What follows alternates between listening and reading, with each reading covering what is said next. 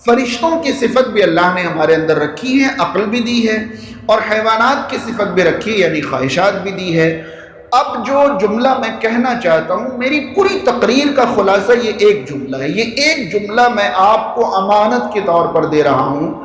اگر انسان، بہت دھیان سے سن لیں، اگر انسان اپنی خواہشات کو مار کر، اگر انسان اپنی خواہشات کو کچل کر اللہ کو راضی کرنے کی کوشش کرے تو وہ انسانیت کے درجے سے اوپر اٹھ کر فرشتہ بننے کی کوشش کر رہا ہے، اور اللہ تعالیٰ نے ہم سے یہ مطالبہ نہیں کیا ہے۔ آ رہی بات سمجھ میں؟ اگر انسان اپنی خواہشات کو کچل کر اللہ کو راضی کرنے کی کوشش کرے تو یہ کام اللہ نے کن کو سونپا تھا؟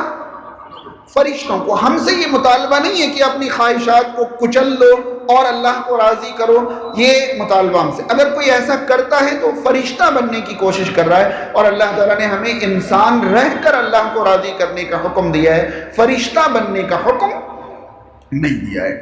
دوسری طرف اگر انسان اپنی عقل کو گروی رکھ دے اور صرف خواہشات پوری کرنے میں لگ جائے تو وہ انسان کے درجے سے نیچے اتر کر حیوانیت کی طرف چل پڑا ہے۔ اللہ تعالیٰ ہم سے یہ نہیں چاہتا، یہ تو سبھی جانتے ہیں، لیکن تعجب کی بات ہے کہ یہ انسان کو بھی نہیں پسند۔ یہ یعنی انسان کو حیوان کہہ دیا جائے، یہ تو دنیا میں کسی، آپ کو حیرت ہوگی کہ انسانوں کو حیوان کی کوئی نہ کوئی قسم ضرور پسند ہوتی ہے۔ کسی کو گھوڑا بہت پسند ہے، کسی کو بکرا بہت پسند ہے، لیکن اگر آپ ان سے کہہ دیں کہ آئیے گھوڑا صاحب تشریف لائیے تو خوش نہیں ہوں گے۔ بات سمجھ رہے ہیں؟ ایک شخص کو گھوڑا بہت زیادہ پسند ہے، لیکن اگر آپ یہ سوچیں کہ انہیں گھوڑا بہت پسند ہے تو میں ان کو ہی گھوڑا کہہ دوں تو بہت خوش ہوں گے، بالکل خوش نہیں ہوں گے، وہ آپ سے ناراض ہو جائیں گے۔ یعنی انسان کو حیوان کہلوانا بالکل پسند نہیں ہے۔ تو یہ جملہ سمجھ میں آیا؟ پھر سے سنیں، اگر انسان اپنی خواہشات کو کچل کر اللہ کو راضی کرنے کی کوشش کرے تو وہ فرشتہ بننے چلا ہے، اور اللہ تعالیٰ نے ہم سے یہ مطالبہ نہیں کیا ہے۔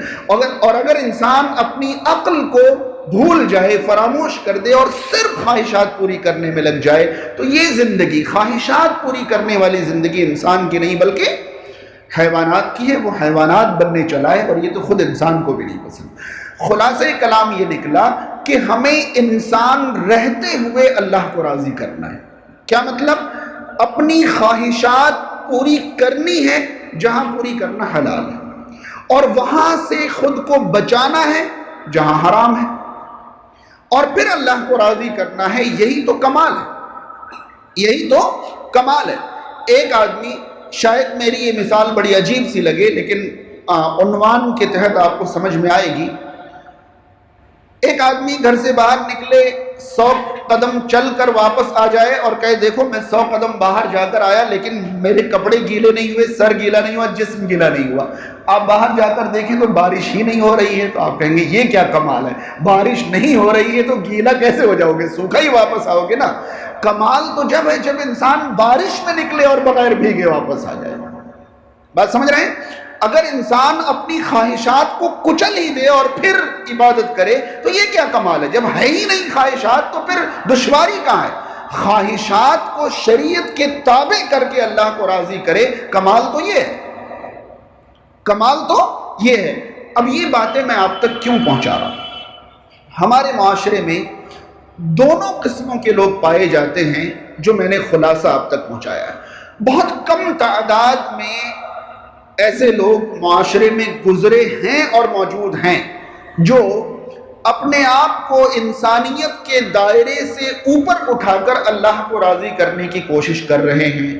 کمی تعداد میں صحیح، لیکن معاشرے میں ایسے لوگ گزرے بھی ہیں اور موجود بھی ہیں، اور بڑی تعداد، بہت بڑی تعداد ان لوگوں کی ہے جنہوں نے خواہشات پوری کرنے کو ہی اپنی زندگی کا مقصد بنا لیا ہے، جبکہ ہمیں ادھر سے نیچے اترنا ہے، ادھر سے اوپر چڑھنا ہے، اور درمیان میں رہ کر اللہ کو راضی کرنے کی کوشش کرنی ہے۔ یہ فہم اگر ہمیں نہیں حاصل ہوئی تو پھر نتیجہ کیا ہوتا ہے میں آپ کو بتاؤں۔ ہمارے معاشرے میں، ہندوستان، پاکستان، بنگلہ دیش، بر صغیر میں کرامات کے نام پر جو چیزیں سنائی جاتی ہیں، آپ 1 سے لے کر 100 کرامات کو سنیں، آپ کو ملے گا کہ ان تمام کرامات میں انسان کو فرشتہ ثابت کرنے کی کوشش ہوتی ہے، اور سننے والے اس طرح کی کرامات سن کر متاثر ہوتے ہیں، کیونکہ انہیں معلوم ہی نہیں ہے کہ انسان رہ کر اللہ کو راضی کرنا سب سے اہم اور عظیم کام ہے۔ انہیں لگتا ہے کہ انسان سے اوپر اٹھ کر فرشتہ بن جائیں تب انسان نے کمال کر دیا۔ چنانچہ میں کرامات نہیں سنانا چاہتا، لیکن ایک دو مثالیں تو آپ تک پہنچا دوں۔ کسی صاحب نے 12 سال کھانا نہیں کھایا، کسی صاحب نے 12 سال کھانا نہیں کھایا، کب سے یہ سنتے آ رہے ہیں آپ لوگ، لیکن آپ مجھے بتائیں کہ قرآن و سنت کی روشنی میں روزہ کی نیت کے بنا کھانا نہیں کھانا کون سی فضیلت کا کام؟ کبھی تلاش تو کریں کہ کیا بھوکے رہنا کوئی فضیلت بھی ہے؟ اگر نیت روزے کی ہے تو وہ تو ایک عبادت ہے جو اسلام نے ہمیں سکھایا۔ 12 سال ایک صاحب نے کھانا نہیں کھایا، 12 سال بعد ان سے پوچھا بھائی آپ نے کھایا کیوں نہیں؟ تو انہوں نے اپنے استاد سے کہا کہ آپ نے کھلانے کو کہا تھا، کھانے کو تو کہا ہی نہیں تھا، میں نے کھایا ہی نہیں، میں نے کھایا ہی نہیں۔ اب سننے ارے واہ اتنے بڑے ولی، یعنی 12 سال کھانا نہیں کھائیں تو وہ بہت بڑے ولی ہو گئے۔ انسانیت کے دائرے سے اوپر اٹھنے کی کوشش چل رہی ہے اور لوگ سبحان اللہ ماشاءاللہ کر رہے ہیں۔ ایک کرامت ایک زمانے سے آپ سنتے چلے آ رہے ہوں گے کہ کسی صاحب نے جلالی نگاہ ڈال کر اپنی بیوی کو جلا دیا، سنا ہے آپ نے؟ اب یہ بتائیں کہ بیوی کو جلا دینا، ارے اتنے بڑے اللہ والے تھے کہ بیوی کو بھی درمیان میں حائل نہیں ہونے دینا چاہتے تھے، پھر تو رسول کریم صلی اللہ علیہ وسلم اللہ والے تھے ہی نہیں، پھر کیا ثابت کرنا چاہ رہے ہیں؟ یعنی انسانیت کے دائرے سے اوپر اٹھانے کی کوششیں چل رہی ہیں۔ اب آپ سمجھیں کہ اگر آپ یہ سنیں تو آپ کو ملے گا کہ ایک صاحب تھے، رات کو کمرے میں گئے تو ایک سجی دھجی عورت بیٹھی ہوئی تھی، انہوں نے پوچھا آپ کون؟ تو انہوں نے کہا آپ کی بیوی۔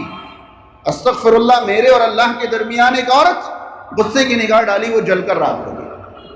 اب یہ بتائیں کہ ایک خاتون کمرے میں پہنچ جاتی ہے اور دن میں نکاح نہیں ہوا، اور جب نکاح ہوا تو انہوں نے قبول کیسے کیا کہ وہ کمرے میں پہنچ گئی؟ نہیں سمجھے آپ؟ بھائی بغیر نکاح کے وہ کمرے میں کیسے پہنچ گئی؟ جب نکاح کی گھڑی تھی اسی وقت منع کر دیتے کہ بھائی مجھے بیچ میں نہیں لانا ہے عورت کو، آپ جائیں کسی اور سے نکاح کریں، تو وہ معاملہ ہی نہیں بنتا۔ اور پھر اگر انہیں حائل نہیں کرنا تھا درمیان میں تو اسلام نے ایک طریقہ دیا ہے، طلاق دے دیتے تو وہ غریب کسی اور کے کام آ جاتی، ان کو دنیا سے ہی اٹھا دینے کی کیا ضرورت تھی؟ اور پھر اس کو کرامت کے نام پر بیان کیا جاتا ہے۔ یعنی انسانیت کے دائرے سے اوپر اٹھانے والی کوششیں جو ہیں ہمارے معاشرے میں کرامت کے نام پر بیان کی جاتی ہیں، لوگ سنتے ہیں، متاثر ہوتے ہیں اور ان کے مقام اور مرتبے کا قائل ہو جاتے ہیں۔ کیوں؟ کیونکہ ہمیں پتہ ہی نہیں ہے کہ انسان رہ کر اللہ کو راضی کرے، یہی اللہ تعالیٰ چاہتا ہے۔ ہمیں یہ بتا دیا گیا ہے کہ انسان رہ کر، ایک آدمی اگر روزمرہ کی زندگی میں مشغول ہے، ایک آدمی بیوی بچوں والا ہے، کاروبار کرتا ہے، روزمرہ کی زندگی میں مشغول ہے، وہ کتنا ہی عبادت گزار اور متقی کیوں نہ ہو جائے، مجال ہے کہ معاشرے میں کوئی اسے اللہ کا ولی سمجھ لے۔ یعنی ولایت کی پہلی شرط لوگوں نے یہ بنا رکھی ہے کہ وہ دنیا داری سے بالکل کیا ہو، علیحدہ ہو۔ بیوی بچوں والا اللہ کا ولی، یہ کیسے ہو سکتا ہے؟ ہوتا ہی نہیں۔ یعنی انسان تو اللہ کا ولی ہو ہی نہیں سکتا، پہلے انسان کیا بنے؟ فرشتہ بنے، پھر وہ اللہ کا ولی کہلائے گا، ورنہ ولی کہلانے کا حق ہی نہیں ہے اس کو۔ تو یہ تصور نے اس طرح کے واقعات کو ہمارے معاشرے کے ذہنوں میں اس طرح بٹھا رکھا ہے کہ وہ ما فوق الفطرت طاقتیں ان کے اندر تلاش کرنے لگے۔ جب ایک آدمی 12 سال بغیر کھائے زندہ رہ سکتا ہے تو پھر تو ہم نے خود ہی ساری عمارت بنانے کی، ارے وہ تو پھر بہت کچھ کر سکتا ہے، وہ تو پھر بہت کچھ۔ پھر وہ سمندر سے کشتیاں نکالنے لگتے ہیں اور قبض کی ہوئی روحیں واپس لانے لگتے ہیں، کیونکہ ما فوق الفطرت طاقت تو آپ نے یہی دکھا دی۔ ایک واقعہ میں نے سنا، حیرانی ہوئی کہ ایک بوڑھی عورت کا ایک ہی بیٹا تھا، شادی کے دن اس کی روح قبض ہو گئی۔ اس کی والدہ ایک مقبول شخصیت کے پاس گئیں اور بڑی شکایت کری، انہوں نے کہا نہیں ان کی تو روح قبض ہو گئی، وہ تو چلے گئے۔ جب بہت زیادہ وہ بڑھیا روئی دھوئیں تو انہوں نے ملک الموت سے کہا کہ بھائی ان کی روح واپس کر دینا، بہت رو رہی ہیں ان کی ماں۔ تو ملک الموت نے کہا کہ اللہ کے حکم سے میں نے روح نکالی ہے، اب واپس نہیں ہو سکتی۔ انہوں نے ایک دو بار اصرار کیا، جب ملک الموت نہیں مانے تو انہوں نے روح چھیننے کی کوشش کری۔ جس ٹوکری میں ملک الموت روحیں لے جا رہے تھے، پوری ٹوکری ٹوٹ کر ساری روحیں بکھر گئی۔ اس دن جتنے لوگ مرے تھے سبھی زندہ ہو گئے۔ باقاعدہ آپ یوٹیوب پر تلاش کریں گے، میں نے ایک لندن میں ایک آڈیٹوریم میں بیٹھ کر ایک صاحب کو یہ بیان کرتے ہوئے میں نے دیکھا یوٹیوب پر کہ اس طرح سے بیان۔ اب یہ کیا ہے یہ سبھی چیزیں، لیکن یہ چیزیں کیا ہیں یہ اہم نہیں ہے، اہم یہ ہے کہ معاشرے کے لوگ ان چیزوں کو ہضم کیسے کر رہے ہیں۔ اس لیے ہضم کر رہے ہیں کیونکہ انہیں اسلام کی فہم نہیں معلوم، وہ نہیں جانتے کہ اسلام میں اللہ کو پسند آنے کے لیے کیا کرنا چاہیے اور کیا نہیں کرنا۔